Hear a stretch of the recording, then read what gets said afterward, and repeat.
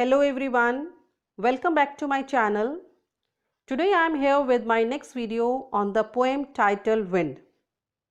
And if you are new to my channel, please subscribe and make sure you hit the bell icon to get notification of my next videos.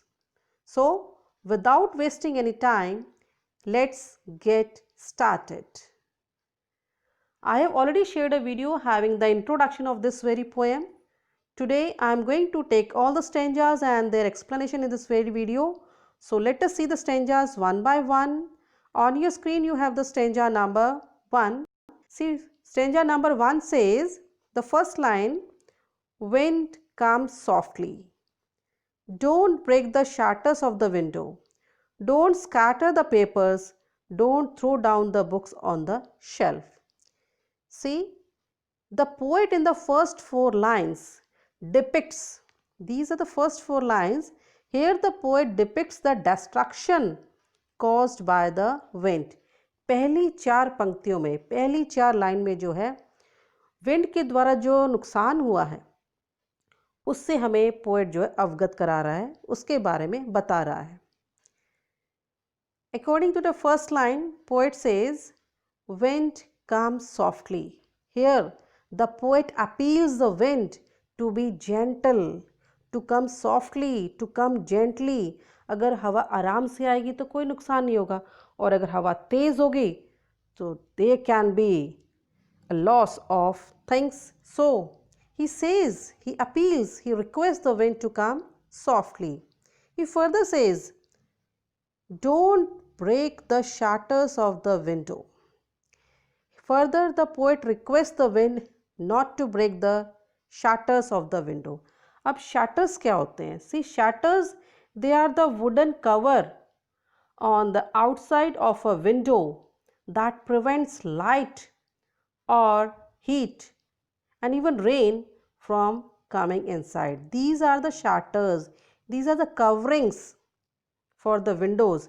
इनको हम shutters कहते हैं. Okay, ये would की बनी होती हैं या मेटल की होती हैं जो बारिश को, धूप को या गर्मी को अंदर आने से रोकती हैं.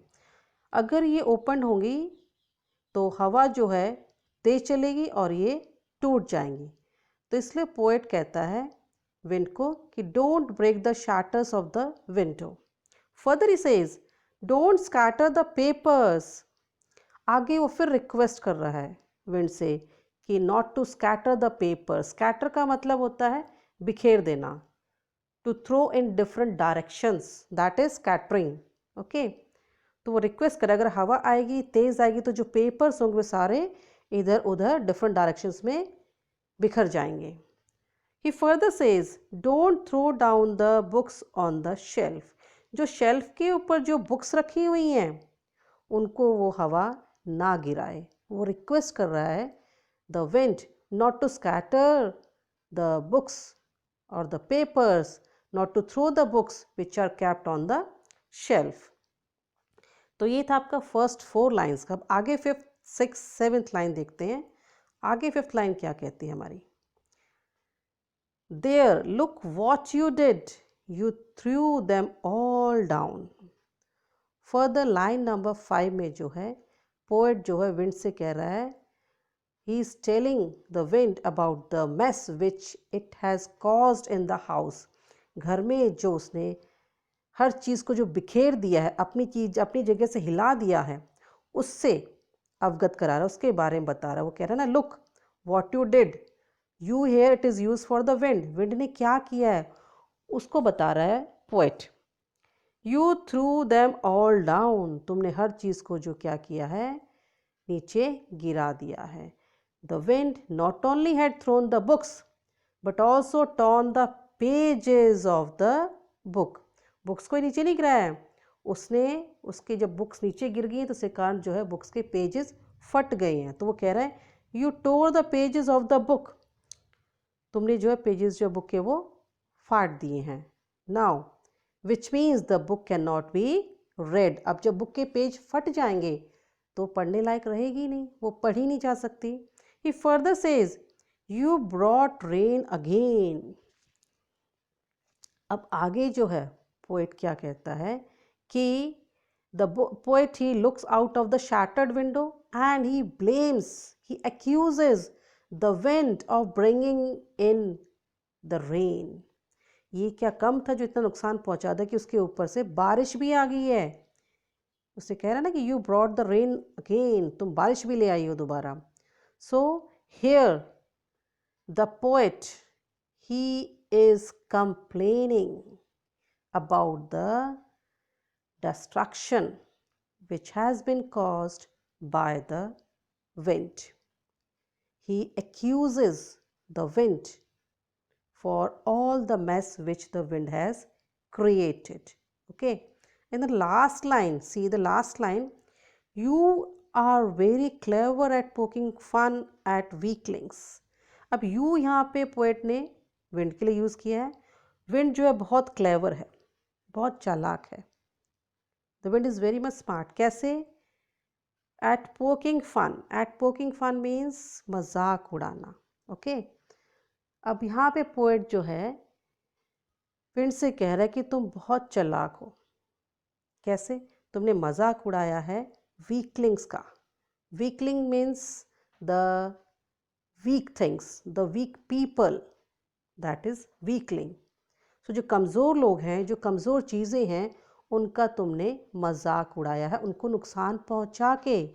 ये पोएट लास्ट लाइन के थ्रू से कह रहा है कि तुम कितनी क्लेवर हो, तुम कितनी चालाक हो, तुमने कमज़ोर चीज़ों को, कमज़ोर व्यक्तियों को जो है नुकसान पहुंचाया है. ओके.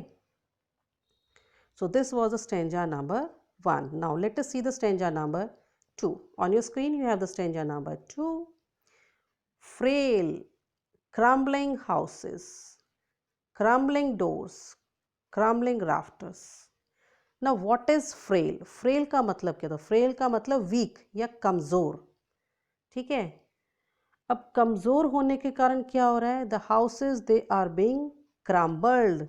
अब वो हवा जो हाउसेस को क्रम्बल कर रही है, मीन्स उनको डिस्ट्रॉय कर रही है. Crumbling means destroying. जो कमज़ोर हैं हाउसेस, तो उनको वो नुकसान पहुंचा रही है. एंड क्रम्बलिंग डोर्स, जो दीवारें हैं, जो दरवाजे हैं, वो भी जो है हवा के कारण जो है वो टूट रहे हैं. ओके.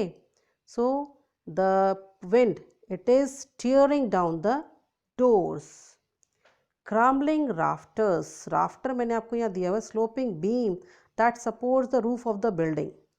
बिल्डिंग की जो छत होती है उसको जो सपोर्ट देती है एक बीम, उसको हम राफ्टर कहते हैं. तो उस हवा ने जो क्या किया है, पवन ने, it has torn the rafters and even the entire wooden house. Now crumbling bodies, crumbling lives. जब पूरे घर को उसने नुकसान पहुंचा दिया, तो what has happened? The wind has left the people to stand to face the harness. Here the situation idiomatically implies that the trouble in life come as suddenly as the wind causes destruction. यहाँ पे in line के through जो है poet हमें बताता है कि जो प्रॉब्लम्स है, जो मुसीबतें जीवन में ऐसे ही अचानक आती हैं जैसे कि हवा आती है और नुकसान पहुंचा के चली जाती है. And living behind only the devastation, the destruction, the loss. Okay. आगे वो कहते हैं क्रम्बलिंग हार्ट्स. Crumbling hearts का मतलब यहाँ पे मतलब, here he is telling about the people. He is saying that everything that is living, that is weak, has fallen down and it is being broken due to the wind. So here the poet is saying that whenever a weak faces the challenge in life, he breaks down and falls down. जब भी कोई कमज़ोर चीज़ या कमज़ोर व्यक्ति जो है ज़िंदगी की हार्डशिप्स को, चैलेंज को फेस करता है, तो वो टूट जाता है, ब्रेक हो जाता है, उसका सामना नहीं कर पाता. ओके. तो ये था आपका स्टेंजा नंबर 2. चलो अब स्टेंजा नंबर 3 देखते हैं. स्टेंजा नंबर 3 मैंने आपके सिर्फ एक ही लाइन ली है जो बहुत ही इम्पॉर्टेंट है. इस लाइन पे क्वेश्चन अक्सर एग्ज़ाम में पूछा जाता है. And the line is The wind god winnows and crushes them all. A wind god winnows. Wind God मतलब पवन देवता, ठीक है। अब विंड गॉड जो हवा चलती है, here the poet is addressing to wind as the wind god and is saying that the powerful god of wind it winnows. अब विनोज का क्या मतलब हुआ? Winnows means to broke grain free of chaff, to separate grain from the husk by blowing on it, ठीक है। That is winnowing means to separate the chaff from the grain. आपने science में भी पढ़ा होगा विनोइंग प्रोसेस, सीविंग होता है, distillation है, क्रिस्टलाइजेशन, बहुत सारे डिकेंटेशन, बहुत सारे प्रोसेस होते हैं जिनमें से एक सेपरेशन का प्रोसेस हमारा विनोइंग भी होता है, ठीक है। तो यहाँ पे पोएट कहता है the wind it is winnowing means the wind it is separating all those people, all those things, all those weak things from the stronger one. And जो कमज़ोर होते हैं, जो वीक होते हैं, they get crushed. हवा उन्हें क्या कर रही है? Crushes them all. They all get crushed, they all get separated from the stronger one. So the wind separates the strong people from the weak people. When there is a strong wind, all the things that are weak, they fall and they get crushed. Okay, crushed मैंने आपको पहले भी बताया था, crush का मतलब क्या होता है? To break into small pieces, that is crushed. So this was the stanza number 3, where I have taken only the one important line from the poem. Now the stanza number 4. See, here it is, the stanza number 4. Stanza number 4 says, he won't do what you tell him, so come let's build strong homes. He won't do what you tell him. He here it is used for the wind. ही यहाँ पे wind के लिए use किया गया है, ठीक है। तो पोएट कहता है कि जो विंड है वो आपको नहीं बताएगी और जो आप कहोगे वो बिल्कुल नहीं करेगी। ही वोंट डू, वो विंड वो नहीं करेगी व्हाट टू टेल हिम, जो तुम उसे करने के लिए कहोगे। Okay, means the wind it will not listen to your appeal. Okay, आगे वो फर्दर कहता है so come let's build strong Holmes.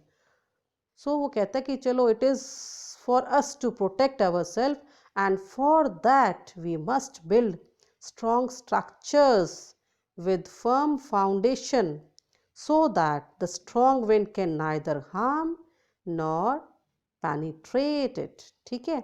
आगे फर्दर वो कहता है let's join the doors firmly. जो दरवाजे जो हम लगाएंगे अपने घरों के वो बड़ी फर्मली मजबूती के साथ उनको हम जोड़ेंगे, ज्वाइन करेंगे। And practice to firm the body, और हमारी जो बॉडी है उसको भी हम इतना मजबूत बना लेंगे, मतलब we will further make our self physically and mentally strong to be able to face the ill effects of the wind. हम अपने आप को फिजिकली और मेंटली इतना स्ट्रॉन्ग बना लेंगे कि जो हवा जो है उसका बुरा प्रभाव वो हमारा कोई बुरा ना कर सके, हमारा वो कोई नुकसान ना कर सके। Okay, make the heart steadfast. Steadfast means firm, मजबूत। हमें अपने दिलों को मजबूत बनाना है, means we should be internally strong. Do this and the wind will be friends with us. Further आगे पोएट कहता है अगर हम ऐसा करेंगे then the wind can not harm us, it can neither frighten us nor can harm us, it will become our friend. Okay, and the poet wants to convey through this stanza a message that if we are strong-willed, अगर हमारी इच्छा शक्ति बहुत strong है, we can face all the hurdles or troubles in life easily. On the other hand, if we are weak, then we will be definitely surrounded by the strong forces and will eventually be destroyed. So, we have to be mentally and physically strong. A very important message given the stanza number 4 by the poet. Now the last stanza, that is the stanza number 5. See here, the poet says, the wind blows out weak fires. He makes strong fires roar and flourish. Here the poet describes the merits and the demerits of the wind. He says the merits is that it can blow down weak fire. First line में बता रहे हैं कि it can blow out, बुझा सकती है week fire, जो कमज़ोर आग है. ये उसका एक मेरिट है, उसकी अच्छाई है कि वो हवा जो है उस हल्की आग को जो है बुझा सकती है. And he make strong fire roar and flourish. और फर्दर वो कहता है कि if the fire is burning fiercely, if the fire is burning strongly, then it will make it burn with a stronger force or more powerfully. और उसको flourish कर देगी. Flourish means उसको और बढ़ने में, ग्रो करने में उस आग को वो हेल्प करेगी अगर वो आग जो है स्ट्रॉन्ग है. Okay. Further he says his friendship is good, we praise him every day. आगे पोएट ये कंक्लूड करे लास्ट टू लाइन से कि दो जो विंड जो है, विंड हमारी फ्रेंड है. किसकी फ्रेंड है? To the strong. जो स्ट्रॉन्ग है फिजिकली और मेंटली, उनकी विंड फ्रेंड है. But will be enemy to the weak. और वो दुश्मन किसकी होगी? नुकसान किसको पहुंचाएगी? जो कमज़ोर हैं. Okay. So here metamorphically speaking, we can overcome our troubles if we are strong mentally and physically. If we build a strong character, then we can be friend to the wind. Okay. अब last line आगे देखो. He praises him every day. The poet invokes her, invokes us, हम सबको उत्तेजित कर रहा है to sing devotional songs. किस लिए? in praise of the wind god. wind god की praise में हमें devotional songs गाने चाहिए for motivating us, ताकि वो विंड जो है हमें वो मोटिवेट करें to be strong to face the challenges in life. ताकि हम फिर जो हमारी लाइफ में चैलेंजेस हैं, चुनौतियां हैं, प्रॉब्लम्स हैं, हर्डल्स हैं, उनको हम स्ट्रांगली उनको फेस कर सकें. ओके. तो ये था आपका stanza number 5. I hope now the poem is very much clear to you all. All the stanzas are clear to you all. And if a question comes in your exam, you will be very much easily able to answer those questions. Okay.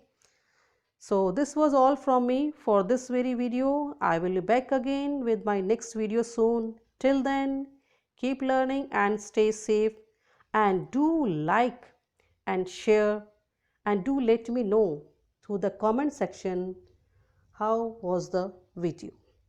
Okay. So goodbye everyone.